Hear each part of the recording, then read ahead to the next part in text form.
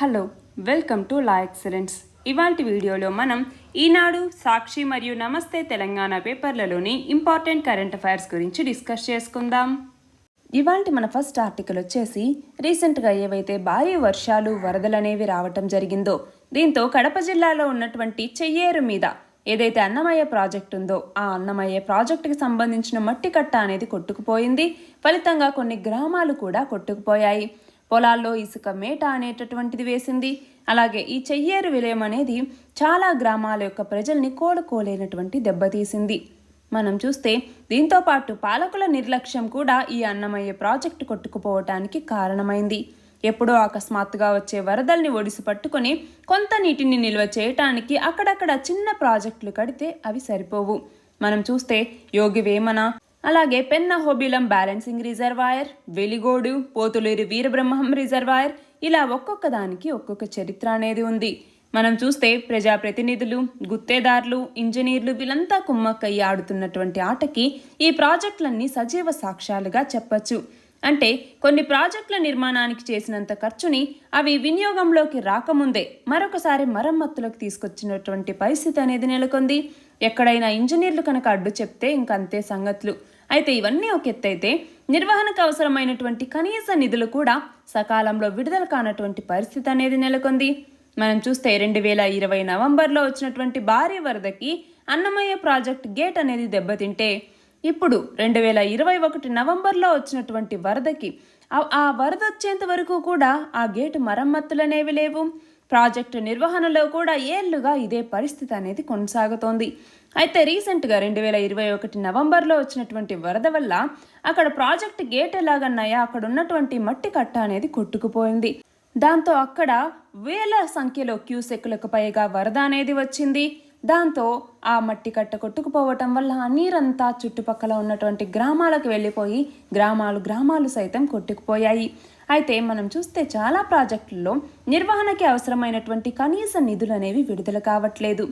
మనం చూస్తే శ్రీశైలం ప్రాజెక్ట్కి 2009లో వచ్చినటువంటి భారీ వరదల వల్ల గేట్ల పై నుంచి నీరు దూకేటటువంటి ప్రాంతంలో దాదాపు 40 మీటర్ల మేర గుంత అనేది పడింది. దానివల్ల ఆనకట్ట పునాది అనేది ప్రమాదంలో పడుతుంది, మరమ్మత్తు చేయాలి అన్నట్టుగా నిపుణుల కమిటీ అనేది తేల్చింది. దాదాపు 700 కోట్లు వ్యయం అవుతుంది అనేసి అంచనా వేసినప్పటికీ కూడా దాని పనుల్ని ఇప్పటికీ మొదలు పెట్టట్లేదు. ఒక్క ప్రాజెక్టుల నిర్వహణ మాత్రమే కాకుండా చెరువులు, కుంటల విషయంలో కూడా ఇదే పరిస్థితి నెలకొంది. చెరువులు, కుంటలు ఇవన్నీ ఆక్రమణలకు గురవటం వల్ల తూములు సరిగ్గా లేకపోవటం, దాంతో చెరువు నిండినటువంటి తర్వాత బయటకు నీళ్లు పోవాలంటే అన్ని ఆక్రమణలే ఉన్నాయి. దాంతో అవేమో చుట్టుపక్కల ఉన్నటువంటి పరిసరాల్లోకి వస్తూ ఉన్నాయి. అక్కడ ఉన్నటువంటి ఇళ్లలోకి వరద నీరు అనేది చేరుకుపోతోంది. అలాగా చిన్నపాటి నదులు, వాగులు, వంకలు వీటన్నింటిలో ఇసుక మాఫియా అన్నటువంటిది నడుస్తోంది. దాంతో ఏమవుతుంది, అక్కడ ప్రకృతి సమతౌల్యం అనేది దెబ్బతింటోంది. దాని ఎఫెక్ట్ ఎవరి మీద పడుతోంది, చివరికి మళ్ళీ మన మీదే పడుతోంది. అంటే ఏం చేసినా మళ్ళీ మనమే దానికి భారీ మూల్యం చెల్లించుకోవాల్సి వస్తోంది అన్నట్లుగా ఇక్కడి ఆర్టికల్. క్వశ్చన్ చూడండి, అన్నమయ్య ప్రాజెక్టు ఏ నది మీద ఉంది? ఏ నది మీద ఉంది? చెయ్యేరు నది మీద. మన నెక్స్ట్ ఆర్టికల్ వచ్చేసి ప్రపంచ కంప్యూటర్ అక్షరాస్యత దినోత్సవానికి సంబంధించి భవిష్యత్తులో మానవుడి యొక్క జీవన విధానం కంప్యూటర్లతోనే ముడిపడి ఉంది అని గ్రహించినటువంటి ప్రముఖ ప్రైవేట్ నైపుణ్యాభివృద్ధి శిక్షణా సంస్థ NIIT అన్నటువంటిది 2001వ సంవత్సరం డిసెంబర్ 2వ తేదీన ప్రపంచవ్యాప్తంగా 1,00,000 మంది విద్యార్థులకి కంప్యూటర్ విద్యలో శిక్షణనివ్వటం జరిగింది. అప్పటి నుంచి ప్రతి సంవత్సరం డిసెంబర్ 2వ తేదీని ప్రపంచ కంప్యూటర్ అక్షరాస్యత దినోత్సవంగా నిర్వహిస్తున్నారు. ఆధునిక యుగంలో అందుబాటులోకి వచ్చినటువంటి సాంకేతికతతో పాలన, సేవా రంగాల్లో పారదర్శకత అనేది జరిగింది. ఆన్లైన్లో క్రయ విక్రయాలు పెరిగాయి. చెల్లింపులు, అలాగే రవాణా సౌకర్యాలు అనేవి సులభతరం అవ్వటం, virtual reality, artificial intelligence, internet of things, data analytics ఇలాంటి వాటన్నింటితో మానవ జీవన విధానం అనేది మరింత సులభతరమైంది. అలాగే విద్యార్థులకి భారీగా ఉపాధి అవకాశాలని కల్పించనున్నటువంటి రంగాలుగా కూడా ఇవి మారబోతున్నాయి. ఇలాంటి తరుణంలో ఎలక్ట్రానిక్ ఉపకరణాల మీద ప్రతి ఒక్కరికి అవగాహన పెరగాల్సినటువంటి అవసరం ఉంది. అలాగే ఇంట్లో ఉన్నటువంటి వయోజనులకి ఎలక్ట్రానిక్ ఉపకరణాల మీద పిల్లలు విస్తృతంగా అవగాహన కల్పించాలి. విద్యార్థులకి పాఠశాల స్థాయి నుంచే కంప్యూటర్ విద్యని బోధించటం అన్నటువంటిది అత్యావశ్యకం. అలాగే పాఠశాలల్లో కంప్యూటర్ విద్యా బోధన అన్నటువంటిది నిరాశాజనకంగా ఉంది అన్నట్టుగా చాలా నివేదికలు చెప్తూ ఉన్నాయి. కాబట్టి కంప్యూటర్లు అలాగే ఇంటర్నెట్ సదుపాయాన్ని ప్రతి పాఠశాలలకి కల్పించి అక్కడ బోధకుల్ని నియమించాలి. ఉపాధ్యాయులందరికీ డిజిటల్ బోధన మీద శిక్షణ ఇవ్వాలి. ఆశా కార్యకర్తలు, యువకులు, స్వచ్ఛంద సంస్థలు వీళ్ళ యొక్క సహకారంతో మహిళలు, వృద్ధులు వీళ్ళందరికీ కూడా డిజిటల్ అక్షరాస్యత మీద అవగాహన కల్పించటం మీద ప్రభుత్వాలు దృష్టి సారించాలి అన్నటువంటిది ఇక్కడ ఉన్నటువంటి ఆర్టికల్. ఇక్కడ క్వశ్చన్ చూడండి, ప్రపంచ కంప్యూటర్ అక్షరాస్యత దినోత్సవాన్ని ఎప్పుడు జరుపుకుంటాము? ఎప్పుడు? డిసెంబర్ 2వ తేదీన.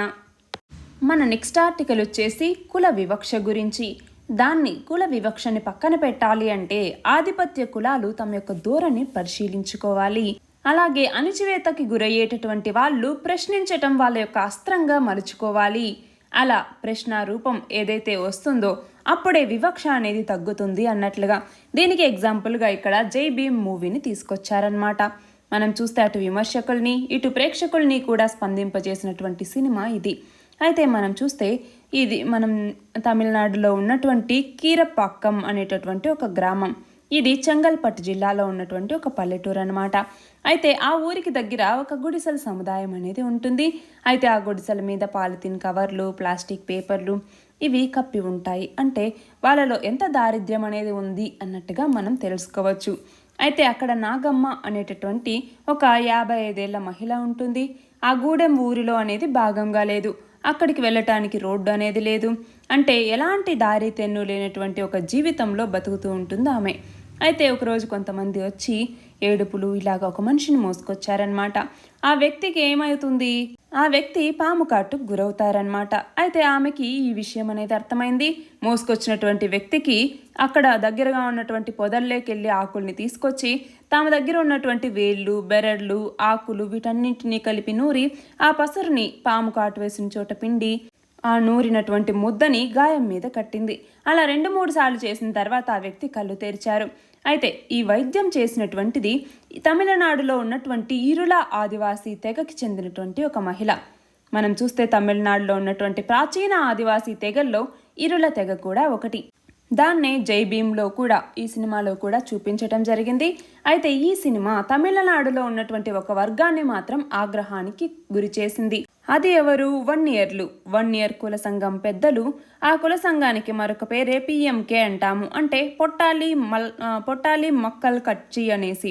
దాని యొక్క నాయకుడు ఎస్ రామదాసు. ఆయన కూడా ఈ చిత్రం మీద తీవ్ర స్థాయిలో విరుచుకుపడటం జరిగింది. అంటే వన్నియర్ కుల ప్రతిష్టకి ఈ చిత్రానికి ఉన్నటువంటి సంబంధం ఏంటి? మనం చూస్తే ఈ సినిమాలో ఒక పోలీస్ ఇన్స్పెక్టర్ ఉంటారు. ఆయన పేరు ఈ సినిమాలో గురుమూర్తి అనమాట. అయితే ఆయన పేరు పెట్టడం వాళ్ళ యొక్క తొలి అభ్యంతరం అనమాట. ఎందుకని అలా వాళ్ళ పేరు పెట్టడం మా యొక్క ఒక నాయకుడిని గుర్తు చేస్తుంది అన్నట్టుగా వాళ్ళ యొక్క వాదన.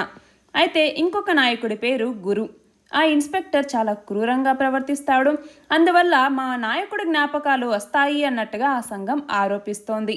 అయితే మనం చూస్తే ఈ చిత్రం మీద వన్నియర్ సంఘం చేసినటువంటి 2వ ఆరోపణ, ఈ సినిమాలో పోలీస్ ఇన్స్పెక్టర్ గురుమూర్తి మాట్లాడుతున్నప్పుడు ఆయన వెనుక ఒక క్యాలెండర్ ఉంది, అందులో మా కుల చిహ్నమైనటువంటి కలశం అనేది ఉంది అన్నట్టుగా చెప్పటం జరిగింది. అయితే దీన్ని రీసెంట్గా ఆ సినిమా నుంచి తొలగించారు కూడా. అయితే ఈ నిజానికి 2 విషయాల్ని ప్రేక్షకులు అసలు గమనించనే లేదు. కానీ ఈ సంఘం మాత్రం ఈ చిత్రాన్ని టార్గెట్ చేసింది. ఎందుకని? మనం చూస్తే వన్నియార్లు అధికంగా ఉండేటటువంటి చోట ఇరుల తెగవాసి అంటే ఇరుల ఆదివాసీ తెగ కూడా ఉంది. ఇరులు అత్యంత వెనుకబడినటువంటి ఆదివాసీ తెగ. ఈ తెగ దేశానికి సమాజానికి ఎంతో మేలు చేసింది. మనం చూస్తే పాము కాటుకు విరుగుడు ఇంజెక్షన్ తయారు చేయటానికి ప్రాథమికమైనటువంటి ముడి పదార్థం పాము విషం. పాముని పట్టుకొని ప్రాణాలకు తెగించి పాము కూరల నుంచి పాము విషాన్ని తీసిస్తే దాన్ని వివిధ పద్ధతుల ద్వారా ప్రాసెస్ చేసి విషం విరుగుడు ఇంజెక్షన్ని తయారు చేస్తారు. అంతేకాకుండా ఈ తెగ గొప్ప వైద్య సాంప్రదాయాన్ని కూడా కలిగి ఉంది. దాదాపు 300 రకాల మందుల్ని తయారు చేసే జ్ఞానం వీళ్ళకి ఉంది. అయితే ఇప్పటికీ కూడా వీళ్ళు గ్రామాల్లో నివాసం ఉండరు. దాదాపు 190% మందికి చదువు అనేది లేదు.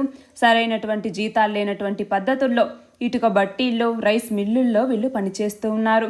ఇవన్నీ పోను, గ్రామాల్లో ఎక్కడైనా దొంగతనమైనా కూడా ముందు ఇరుల సామాజిక వర్గం వాళ్ళని పట్టుకొచ్చి హింసించటం తమిళనాడులో ఇప్పటికీ కూడా పాతుకుపోయింది. అది అక్కడి కులాధిపత్యానికి తార్కాణంగా నిలుస్తుంది. మనం చూస్తే ప్రతి సంవత్సరం కొన్ని వందల కేసులు వీళ్ళ మీద నమోదవుతూ ఉంటాయి. అలాగే మగవాళ్ళ కోసం వచ్చినటువంటి పోలీసులు మహిళల్ని పోలీస్ స్టేషన్కి తీసుకెళ్లి అత్యాచారాలు జరిపినటువంటి సంఘటనలు కూడా చాలా ఉన్నాయి. ఇదే జై భీమ్ మూవీలో కూడా పెట్టడం జరిగింది.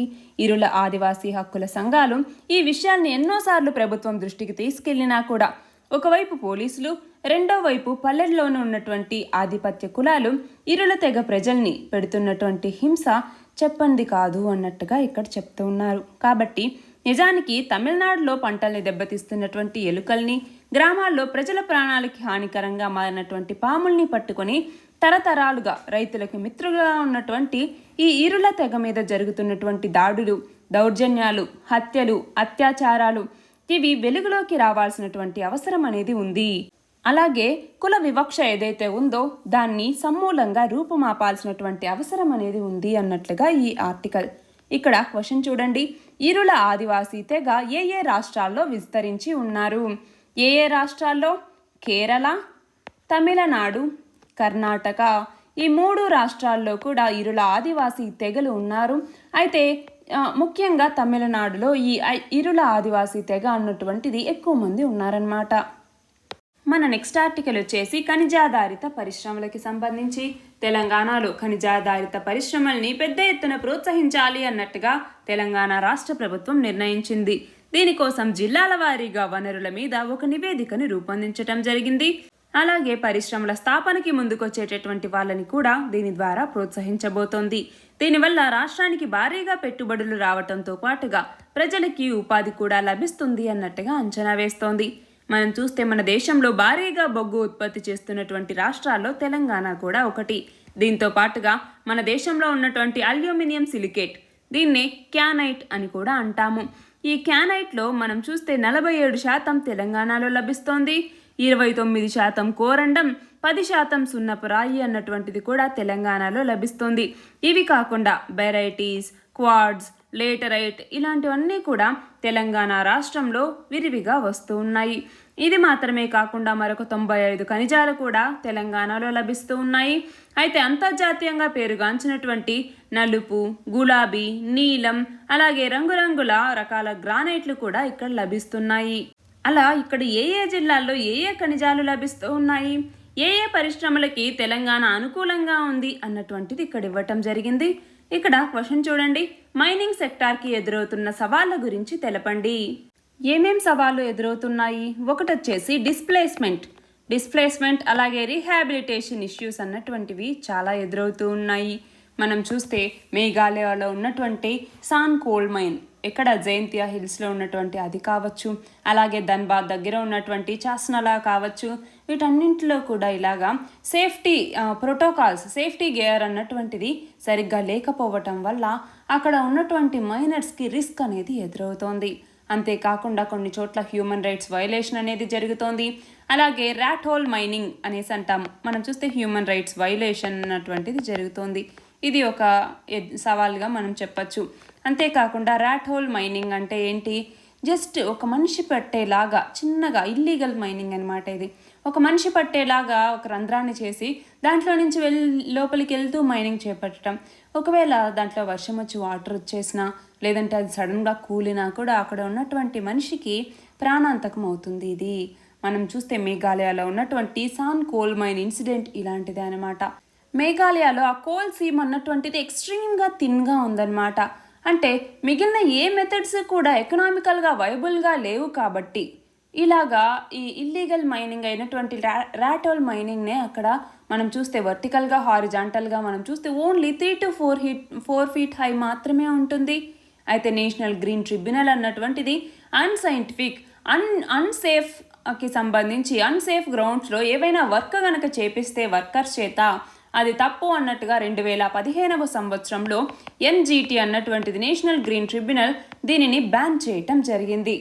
అలాగే ఎన్విరాన్మెంటల్ ఇష్యూస్ కూడా ఉన్నాయి. ఏంటి? ఎన్విరాన్మెంటల్ పొల్యూషన్ అనేది వస్తుంది, బయోడైవర్సిటీ లాస్ అనేది జరుగుతుంది. అలాగే కొన్ని మైనింగ్ ఏరియాస్లో డిసీజెస్ అంటే ఫైబ్రోసిస్ అనేసి, నిమినోకోనియోసిస్ అనేసి, అలాగే సిలికోసిస్ అనేసి ఇలాగా కొన్ని మైనింగ్కి సంబంధించినటువంటి డిసీజెస్ అనేవి వస్తాయి. వాటర్ పొల్యూషన్ అనేది జరుగుతుంది, అలాగే ఎయిర్ అనేది కంటామినేట్ అవుతుంది, ఎక్కువగా పర్టికులర్ మ్యాటర్ అనేది రిలీజ్ అవుతుంది. అలాగే ఈ ఎన్విరాన్మెంటల్ ఇష్యూస్ పక్కన పెడితే అడ్మినిస్ట్రేటివ్ ఇష్యూస్ కూడా వస్తూ ఉంటాయి. అంటే బ్యూరోక్రాటిక్ హిండ్రెన్సెస్ వల్ల ఈ ఎన్విరాన్మెంటల్ క్లియరెన్స్ అనేది లేట్గా ఉండొచ్చు. అంతేకాకుండా బ్లాక్ అలొకేషన్స్లో కరప్షన్ అనేది రావచ్చు. జ్యుడిషియల్ ఇంటర్వెన్సెస్ వల్ల ఇన్వెస్టర్స్కి లాస్ అనేది రావచ్చు. ఇలాంటివన్నీ ఉన్నాయి. మన నెక్స్ట్ ఆర్టికల్ వచ్చేసి ఎకనమిస్ట్ ఇంటెలిజెన్స్ యూనిట్ అనేటటువంటి సంస్థ పెరుగుతున్నటువంటి జీవన వ్యయాల ఆధారంగా అత్యంత ఖరీదైనటువంటి నగరాల జాబితాను రూపొందించడం జరిగింది. దీనికి సంబంధించి వరల్డ్ కాస్ట్ ఆఫ్ లివింగ్ 2021 అన్నటువంటి పేరుతో ఒక నివేదికను విడుదల చేసింది. దీనికి సంబంధించి ఆగస్టు మరియు సెప్టెంబర్ నెలల్లో ప్రపంచవ్యాప్తంగా మొత్తం 173 నగరాల్లో ఉన్నటువంటి నిత్యావసర వస్తువుల ధరలు, ఇంటి అద్దె, అలాగే రవాణా తదితర వ్యయాల్ని పరిగణలోకి తీసుకోవటం జరిగింది. ఈ జాబితాలో తొలిసారిగా టెల్ అవీవ్ అన్నటువంటిది ఎక్కడ ఉంది? ఇజ్రాయెల్లో ఉన్నటువంటి టెల్ అవీవ్ అన్నటువంటిది ఇందులో మొదటి స్థానంలో నిలిచింది. రెండవ స్థానంలో సింగపూర్ మరియు ప్యారిస్ రెండు కూడా సమాన పాయింట్లతో రెండవ స్థానాన్ని తీసుకున్నాయి. స్విట్జర్లాండ్లోని జూరిచ్ 4వ స్థానంలో, హాంకాంగ్ 5వ స్థానంలో నిలిచాయి. 6వ స్థానంలోకి వచ్చేసరికి న్యూయార్క్, 7వ స్థానంలో జెనీవా, 8వ స్థానంలో డెన్మార్క్ కోపెన్హాగన్, 9వ స్థానంలో లాస్ ఏంజల్స్ అమెరికా, అలాగే 10వ స్థానంలో ఒసాకా జపాన్లోని ఒసాకా అన్నటువంటివి 10 స్థానాల్లో నిలిచాయి. అయితే మనం చూస్తే ద్రవ్యోల్బణం యొక్క ప్రభావం మరియు కరోనా కారణంగా నిత్యావసర వస్తువుల యొక్క సరఫరాల్లో ఇబ్బందులతో కొన్ని దేశాల్లో ధరలు అనేవి పెరిగిపోయాయి. జీవన వ్యయం అనేటటువంటిది విపరీతంగా పెరిగిపోయింది. గతంతో పోలిస్తే నిత్యావసర వస్తువుల ధరలు స్థానిక కరెన్సీలోనే 3.5% పెరిగింది అన్నట్టుగా ఎకనామిక్స్ ఇంటెలిజెన్స్ యూనిట్ యొక్క సర్వేలో తేలింది. దీంతో గతంలో 79వ స్థానంలో ఉన్నటువంటి ఇరాన్ కూడా 29వ స్థానానికి ఎగబాకింది. అంటే దీన్ని బట్టి గత ఏడాది కంటే ఈ ఏడాది ప్రపంచవ్యాప్తంగా కూడా జీవన వ్యయాలు భారీగా పెరిగాయి అన్నట్లుగా తెలుస్తోంది. అయితే అత్యల్ప జీవన వ్యయం ఉన్నటువంటి అంటే చౌకైనటువంటి నగరంగా సిరియా రాజధాని డమాస్కస్ అన్నటువంటిది నిలిచింది. మన భారతదేశంలోని గుజరాత్లో ఉన్నటువంటి అహ్మదాబాద్ నగరం అన్నటువంటిది ఇలా అత్యల్ప జీవన వ్యయం ఉన్నటువంటి నగరం జాబితాలో 7వ స్థానంలో నిలిచింది. ఇక్కడ క్వశ్చన్ చూడండి, ఎకనమిస్ట్ ఇంటెలిజెన్స్ యూనిట్ జాబితా ప్రకారం ప్రపంచంలో అత్యంత ఖరీదైన నగరంగా ఏ నగరం నిలిచింది? ఏ నగరం? Tel Aviv. మన నెక్స్ట్ ఆర్టికల్ వచ్చేసి సంతాన సాఫల్య కేంద్రాలు, అలాగే మహిళల యొక్క అండాలు, పురుషుల యొక్క వీర్యాన్ని భద్రపరిచేటటువంటి కేంద్రాల నియంత్రణ, పర్యవేక్షణ, వీటితో పాటుగా దీనికి సంబంధించినటువంటి సాంకేతికతల యొక్క దుర్వినియోగాన్ని అడ్డుకోవాలి అన్నటువంటి లక్ష్యంతో ఏదైతే బిల్లును రూపొందించారో దీనికి లోక్సభ అన్నటువంటిది ఆమోదం తెలిపింది. మనం చూస్తే కేంద్ర ఆరోగ్య శాఖ మంత్రి మన్సుఖ్ మాండవీయ ఈయన లోక్సభలో సంతాన సాఫల్య సహాయక సాంకేతిక నియంత్రణ బిల్లు 2020 అన్నటువంటి దాన్ని ప్రవేశపెట్టడం జరిగింది. మనం చూస్తే స్థాయి సంఘం చేసినటువంటి సూచనల్ని పరిగణలోకి తీసుకుని ప్రభుత్వం వాటిని ఈ బిల్లులోకి చేర్చింది.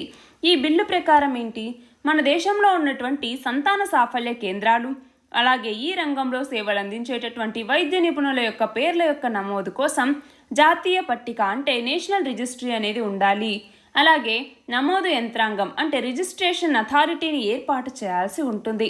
అయితే 2020లోనే ఈ బిల్లు లోక్సభ ముందుకు వచ్చినా కూడా ఆ సభ్యుల యొక్క సూచన మేరకి స్థాయి సంఘానికి పంపించటం జరిగింది. అయితే కొన్ని మార్పులు చేర్పులు చేసిన తర్వాత తాజాగా ఈ బిల్లు లోక్సభ ముందుకు వస్తే దాన్ని లోక్సభ సభ్యులు ఆమోదించటం జరిగింది. ఇక్కడ క్వశ్చన్ చూడండి, సంతాన సాఫల్య కేంద్రాల నియంత్రణకై ఇటీవల ఏ పేరుతో ప్రవేశపెట్టిన బిల్లుని లోక్సభ ఆమోదించింది? ఏ పేరుతో ప్రవేశపెట్టిన బిల్లు? సంతాన సాఫల్య సహాయక సాంకేతికత నియంత్రణ బిల్లు. మన నెక్స్ట్ ఆర్టికల్ వచ్చేసి విశాఖ చెన్నై ఇండస్ట్రియల్ కారిడార్కి సంబంధించి. విశాఖపట్నం చెన్నై పారిశ్రామిక కారిడార్కి ఇప్పటి వరకు 2.51 కోట్ల రూపాయలని కేటాయించాము అన్నట్టుగా కేంద్ర వాణిజ్య శాఖ సహాయ మంత్రి చెప్పటం జరిగింది. మనం చూస్తే ఈ మొత్తాన్ని కూడా చిత్తూరు, కడప నోడ్స్కి సంబంధించినటువంటి ప్రాజెక్ట్ అభివృద్ధి కార్యకలాపాలు, మాస్టర్ ప్లానింగ్, ప్రాథమిక ఇంజనీరింగ్ పనుల కోసం ఉపయోగించాము అన్నట్టుగా చెప్పటం జరిగింది. అయితే ప్రస్తుతం ఉన్నటువంటి పరిస్థితుల్లో ఈ ప్రాజెక్ట్ ఎప్పటికి పూర్తవుతుందో ఖచ్చితమైనటువంటి సమయం చెప్పలేము అన్నట్టుగా పేర్కొన్నారు. ఇక్కడ క్వశ్చన్ చూడండి, ఇండస్ట్రియల్ కారిడార్స్ లేదా పారిశ్రామిక కారిడార్ల యొక్క ప్రాముఖ్యత గురించి తెలపండి. ఏంటి ఇండస్ట్రియల్ కారిడార్స్ వల్ల ఉండేటటువంటి ఉపయోగాలు? ఒకటి వచ్చేసి లాజిస్టిక్స్ కాస్ట్ తగ్గించడానికి ఉపయోగపడుతుంది. అంతేకాకుండా ఇండస్ట్రియల్ ప్రొడక్షన్ స్ట్రక్చర్ యొక్క ఎఫిషియన్సీని పెంచడానికి, అంటే కాస్ట్ ఆఫ్ ప్రొడక్షన్ అనేది తగ్గినప్పుడు ఇంటర్నేషనల్ మార్కెట్లో మన ఇండియన్ మేడ్ ప్రోడక్ట్స్ ఎక్కువ కాంపిటేటివ్గా తయారవటానికి ఉపయోగపడుతుంది. దాని ద్వారా ఎంప్లాయ్మెంట్ అనేది జనరేట్ అవుతుంది. అంతేకాకుండా పర్ క్యాపిటల్ ఇన్కమ్ పెరగటానికి కూడా ఇది ఉపయోగపడుతుంది. అంతేకాకుండా జాబ్ ఆపర్చునిటీస్ అనేవి ఎక్కువగా వస్తూ ఉంటాయి. అంటే ఏంటి, ఈ ఇండస్ట్రీస్ని డెవలప్ చేయాలి అంటే దానికి జాబ్స్ అనేవి ఉండాలి కదా. అంతేకాకుండా మనం చూస్తే మైగ్రేషన్, ఏదైతే డిస్ట్రెస్ మైగ్రేషన్ అనేది ఉంటుందో దాన్ని ప్రివెంట్ చేయడానికి ఇది ఉపయోగపడుతుంది. అంతేకాకుండా ఎకానమీస్ ఆఫ్ స్కేల్ అంటాము. అంటే లాజిస్టిక్స్ ఇన్ఫ్రాస్ట్రక్చర్ అన్నటువంటిది మన యొక్క ఈ ఎకానమీస్ ఆఫ్ స్కేల్ ఏదైతే ఉందో దాన్ని పెంచడానికి ఉపయోగపడుతుంది. అంతేకాకుండా ప్రైవేట్ సెక్టార్ ఇన్వెస్ట్మెంట్ని, దాని యొక్క ఆపర్చునిటీస్ పెంచడానికి ఇది ఉపయోగపడుతుంది. అలాగే ఇండస్ట్రియల్ ప్రొడక్షన్ యూనిట్స్ యొక్క స్మూత్ యాక్సెస్కి, అలాగే ట్రాన్స్పోర్టేషన్ కమ్యూనికేషన్ కాస్టులు తగ్గించడానికి, డెలివరీ టైంని ఇంప్రూవ్ చేయడానికి, ఇన్వెంటరీ కాస్ట్ని రెడ్యూస్ చేయడానికి ఇది ఉపయోగపడుతుంది. అంతేకాకుండా ఎన్విరాన్మెంటల్ సిగ్నిఫికెన్స్ కూడా దీనికి ఉంది. మనం చూస్తే ఒక పర్టికులర్ లొకేషన్లో అంటే ఇండస్ట్రీస్ ఒకే చోట కాన్సన్ట్రేట్ అయ్యి ఉండడాన్ని ప్రివెంట్ చేసేలాగా ఈ ఇండస్ట్రియల్ కారిడార్ అన్నటువంటిది పనికొస్తుంది. తద్వారా ఏంటి, క్యారియింగ్ కెపాసిటీ, అంటే ఒక ఎన్విరాన్మెంట్ ఒక దాన్ని తట్టుకోవాలి అంటే దానికి ఒక క్యారింగ్ కెపాసిటీ అనేది ఉంటుంది. అంటే ఇంతవరకు ఎక్స్ప్లాయిట్ చేయగలిగితే ఓకే, ఆ లిమిట్ని దాటి మరీ ఎక్స్ప్లాయిట్ చేస్తే ఎన్విరాన్మెంట్ అన్నటువంటిది మళ్ళీ అక్కడ ఎన్విరాన్మెంట్ అన్నటువంటిది సస్టైన్ అవ్వటం కష్టం అనమాట. కాబట్టి ఎన్విరాన్మెంటల్ డిగ్రేడేషన్ని కాజ్ చేసేటటువంటి దాన్ని క్యారియింగ్ కెపాసిటీ ఏదైతే ఉంటుందో దాన్ని దాటిపోకుండా ఇది కాపాడుతుంది. అలాగే సోషియో ఎకనామిక్ సిగ్నిఫికెన్స్ అనేది ఉంది. ఎందుకని మనం చూస్తే ఇండస్ట్రీస్ అన్నవి వచ్చాయనుకోండి, అక్కడ పనిచేసేటటువంటి వర్కర్స్ ఉండాలి, వాళ్ళ ఫ్యామిలీస్కి టౌన్షిప్స్ అనేవి కట్టిస్తారు, ఎడ్యుకేషనల్ ఇన్స్టిట్యూషన్స్ వస్తాయి, హాస్పిటల్స్ అనేవి వస్తాయి. దీని ద్వారా హ్యూమన్ డెవలప్మెంట్ స్టాండర్డ్స్ని పెంచడానికి ఇది ఉపయోగపడుతుంది. మన నెక్స్ట్ ఆర్టికల్ వచ్చేసి కేంద్ర పరోక్ష పన్నులు కస్టమ్స్ బోర్డ్ లేదా సిబిఐసి చైర్మన్గా సీనియర్ అధికారి వివేక్ జోహ్రీ ఈయన బాధ్యతల్ని స్వీకరించడం జరిగింది. నవంబర్ 30వ తేదీన చైర్మన్గా పదవీ విరమణ చేసినటువంటి ఎం అజిత్ కుమార్ ఈయన యొక్క స్థానంలో వివేక్ జోహ్రీ బాధ్యతల్ని స్వీకరించారు. ఈయన యొక్క నియామకానికి నవంబర్లోనే the appointment committee of the cabinet అన్నటువంటిది ఆమోద ముద్ర వేసినటువంటి నేపథ్యంలో ఇప్పుడు ఈయన సిబిఐసి చైర్మన్గా బాధ్యతల్ని స్వీకరించడం జరిగింది. క్వశ్చన్ చూడండి, కేంద్ర పరోక్ష పన్నులు కస్టమ్స్ బోర్డు చైర్మన్గా ఎవరు బాధ్యతలు స్వీకరించారు? ఎవరు? వివేక్ జోహ్రీ.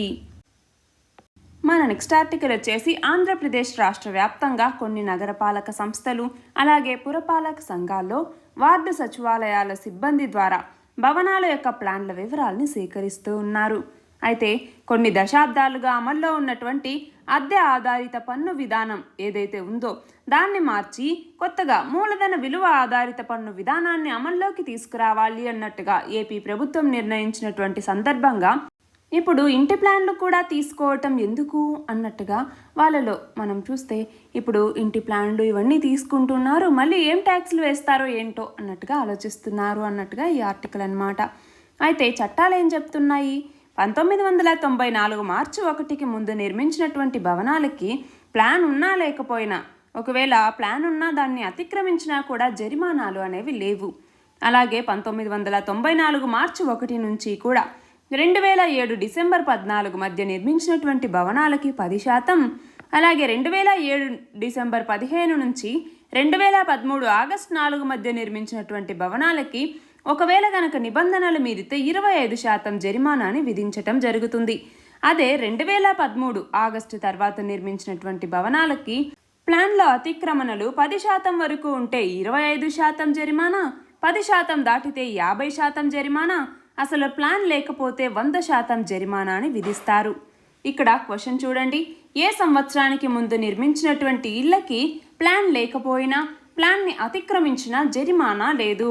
ఏ సంవత్సరం? 1994 మార్చి 1కి ముందు నిర్మించినటువంటి ఇల్లు ఏవైతే ఉంటాయో వాటికి ప్లాన్ లేకపోయినా, ప్లాన్ని అతిక్రమించినా కూడా జరిమానా అనేది లేదు. మన నెక్స్ట్ ఆర్టికల్ వచ్చేసి జిఎస్టీ వసూళ్లకి సంబంధించి మనం చూస్తే నవంబర్లో 131,526 కోట్లు జిఎస్టీ వసూళ్లు నమోదయ్యాయి అన్నట్టుగా కేంద్ర ఆర్థిక శాఖ విడుదల చేసినటువంటి ప్రకటనలో చెప్పటం జరిగింది. ఇది మనం చూస్తే గత ఏడాదితో పోలిస్తే 25.30% ఇది ఎక్కువగా ఉంది. అయితే జిఎస్టీ మొదలైనప్పటి నుంచి కూడా ఇప్పటి వరకు చూస్తే ఈ సంవత్సరం ఏప్రిల్లో అత్యధికంగా 139,708 కోట్ల రూపాయలు వసూలైంది. దాని తర్వాత ఇదే రెండవ అత్యధికం. అయితే గత ఏడాది నవంబర్తో పోలిస్తే ఈ నవంబర్లో జిఎస్టీ వసూళ్లు అన్నటువంటివి తెలంగాణలో 24%, ఆంధ్రప్రదేశ్లో 10% వృద్ధి చెందాయి.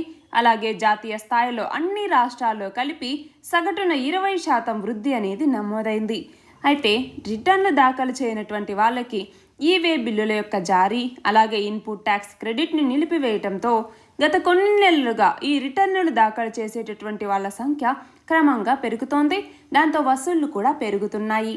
ఇక్కడ క్వశ్చన్ చూడండి, నవంబర్ నెలకి సంబంధించి ఏపీ మరియు తెలంగాణలలో జిఎస్టీ వసూళ్లు ఎంత శాతం పెరిగాయి? ఎంత శాతం? తెలంగాణలోకి వచ్చేసరికి 24%, ఆంధ్రప్రదేశ్లోకి వచ్చేసరికి 10% వసూళ్లు అనేవి పెరిగాయి. మన నెక్స్ట్ ఆర్టికల్ వచ్చేసి వైఎస్ఆర్ పశు సంజీవని అన్నటువంటి పథకానికి ఏపీ ప్రభుత్వం శ్రీకారం చుట్టింది. దీంట్లో భాగంగా ఏంటి? ఆరోగ్యకరమైనటువంటి పశు సంపద ద్వారా పశు పోషణని లాభదాయకంగా మార్చాలి అన్నటువంటి లక్ష్యంతో ఏపీ రాష్ట్ర ప్రభుత్వం వైఎస్ఆర్ పశు సంజీవని అన్నటువంటి పథకాన్ని ప్రారంభించడం జరిగింది. దీని కింద డివిజన్కి 1 చొప్పున మొత్తం 1.20 లక్షల విలువైనటువంటి కాల్పోస్కోప్ని అందజేస్తారు. అలాగే ప్రతి వైద్య బృందానికి 1,00,000 విలువైనటువంటి శస్త్రచికిత్సలు చేయగలిగినటువంటి పరికరాలతో కూడినటువంటి కిట్లతో పాటుగా 10,000కి విలువైనటువంటి మందుల కిట్లని కూడా అందజేస్తూ ఉన్నారు. ఇందులో భాగంగా స్పెషలిస్ట్ డాక్టర్లతో ఏర్పాటు చేసినటువంటి వైద్య బృందాల ద్వారా ఆర్బీకే అంటే రైతు భరోసా కేంద్రాల స్థాయిలో ప్రత్యేక వైద్య శిబిరాల్ని నిర్వహించటం, అత్యవసర పరిస్థితుల్లో పశు పోషకుల ఇంటి వద్దనే పారా సిబ్బంది, పశు సంవర్ధక సహాయకుల సహకారంతో వైద్య సేవల్ని అందించటం ఈ పథకం యొక్క ముఖ్య ఉద్దేశం. ఇక్కడ క్వశ్చన్ చూడండి, వైఎస్ఆర్ పశు సంజీవని పథకాన్ని ఏ రాష్ట్ర ప్రభుత్వం తీసుకొచ్చింది? ఏ రాష్ట్ర ప్రభుత్వం? ఆంధ్రప్రదేశ్. ఇవాల్టి మన లాస్ట్ ఆర్టికల్ వచ్చేసి చెత్త సేకరణకి సంబంధించి స్వచ్ఛ భారత్ వైపుగా, స్వచ్ఛత వైపుగా వెళ్ళటాని కోసం రోడ్ల మీద చెత్త కనిపించకుండా చర్యలు తీసుకోవటంలో భాగంగా ఇక్కడ కరీంనగర్కి సంబంధించి ఇవ్వటం జరిగింది. ఈ కరీంనగర్ నగరపాలక సంస్థ పరిధిలో దుకాణదారులు స్వచ్ఛ సర్వేక్షణలో భాగంగా సాలిడ్ వేస్ట్ మేనేజ్మెంట్ 2016 నిబంధనలు ఏవైతే ఉన్నాయో వాటిని పాటించేలాగా అక్కడి అధికారులు చర్యల్ని తీసుకుంటూ ఉన్నారు. ఇప్పటికే అక్కడ స్వచ్ఛ ఆటోలు, ప్రైవేట్ వాహనాల ద్వారా ఇంటింటా తడి చెత్త మరియు పొడి చెత్తని సేకరిస్తూ ఉన్నారు. అలాగే రహదారికి 2 వైపులా ఉండేటటువంటి ప్రైవేట్ సంస్థలు, దుకాణాలు, షోరూంలు, హాస్టళ్లు, అలాగే ఆసుపత్రులు, సూపర్ మార్కెట్లు అలా ఏవైతే ఉన్నాయో వాటన్నింటినీ కూడా జియో ట్యాగింగ్ చేయటం జరిగింది. అవి ఏ ఏ దుకాణాల నుంచి ఎంత చెత్త అనేది వస్తోంది, వాటికి ఎంత రుసుము వేయాలి అన్నట్టుగా నిర్ణయించటం జరిగింది. మనం చూస్తే చెత్తకి సంబంధించి మనం దాదాపు టన్నులకి పైగా ప్రతిరోజు చెత్త అనేది వచ్చి పడుతోంది. మనం చూస్తే ఈ చెత్తలో ఉన్నటువంటి ఏవైతే ఖనిజాలు ఉంటాయో వాటిని ఎక్స్ట్రాక్ట్ చేసేటటువంటి ఒక పద్ధతి బయోమైనింగ్ అన్నటువంటిది. ఇక్కడ క్వశ్చన్ కూడా అదే. చూడండి, బయోమైనింగ్ అనగానేమి? బయోమైనింగ్ అంటే ఏంటి అంటే ఖనిజాలు మరియు ఇతర పదార్థాల నుంచి లోహాల్ని, అంటే సాధారణంగా ప్రోకారియోట్లు, శిలీంధ్రాలు లేదా మొక్కల్ని ఉపయోగించి మనము ఖనిజాలని, లోహాల్ని ఇలాంటి వాటిని బయటికి తీసేటటువంటి సాంకేతికతని మనం బయోమైనింగ్ అంటామన్నమాట. అంటే ఏంటి? ఈ బయోమైనింగ్ టెక్నిక్స్ని మనము ఏవైతే మెటల్స్తో పొల్యూట్ అయి ఉన్నటువంటి సైట్స్ ఉంటాయో అలాంటి వాటిని క్లీనప్ చేయడానికి ఈ బయోమైనింగ్ టెక్నిక్ని వాడుతూ ఉంటారు. మనం చూస్తే 5% గోల్డ్ అలాగే 20% సిల్వర్ అన్నటువంటిది ప్రస్తుతం ఈ బయోమైనింగ్ ద్వారా ఎక్స్ట్రాక్ట్ చేస్తూ ఉన్నారు. ఇది మాత్రమే కాకుండా మనం చూస్తే కాపర్ అనేసి ఇలాగా కొన్ని మెటల్స్ని కూడా ఇలాంటి బయోమైనింగ్ అన్నటువంటి పద్ధతి ద్వారా మనం ఎక్స్ట్రాక్ట్ చేయటం జరుగుతోంది. నిన్నటి క్వశ్చన్ వచ్చేసి ఇంటర్నేషనల్ డే ఫర్ టాలరెన్స్గా ఏ రోజుని జరుపుకుంటాము? ఏ రోజుని? నవంబర్ 16వ తేదీని ఇంటర్నేషనల్ డే ఫర్ టాలరెన్స్గా జరుపుకుంటాము. ఇవాల్టి క్వశ్చన్ వచ్చేసి ఎవరి పేరు మీదుగా కర్మన్ రేఖకి ఆ పేరుని పెట్టారు? దీని ఆన్సర్ కమెంట్ సెక్షన్లో ఇవ్వండి. కరెక్ట్ ఆన్సర్ రేపటి వీడియోలో చూద్దాం. All the very best and thank you very much.